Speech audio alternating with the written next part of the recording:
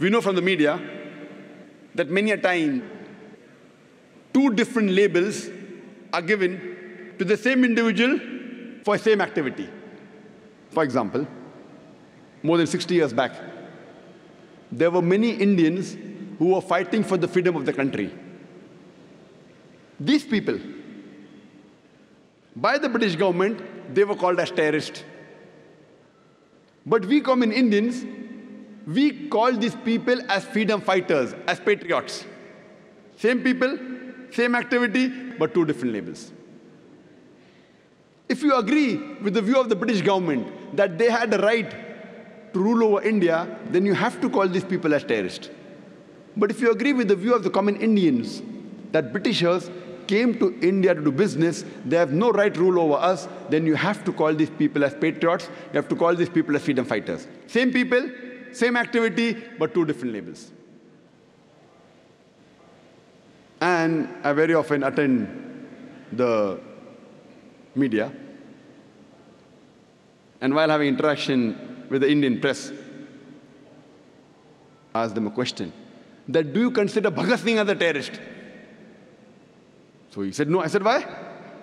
The same Western media, when they call Bhagat Singh as a terrorist, you say, no, he's not a terrorist. Why? Because you know the background of the history of India's freedom. Even I consider Bhagat Singh as not to be a terrorist. But the same Western media, today, when they call Muslims terrorists, why do you agree? Have you done research?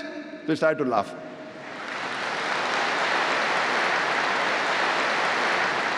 Quran says in Surah Hujurat, chapter 49, verse number 6, whenever you get information, you check it up before you pass to the third person. The point to be noted is that when the British government called Bhagat Singh a terrorist, you didn't agree. Now why do you agree with them? Why these double standards? And you have several such examples.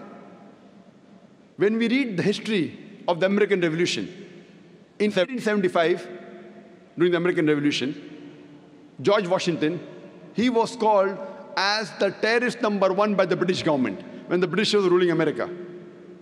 The Britishers called George Washington as terrorist number one. Later on, when America gets its freedom, George Washington is made the president of USA. Imagine, terrorist number one becomes the president of USA.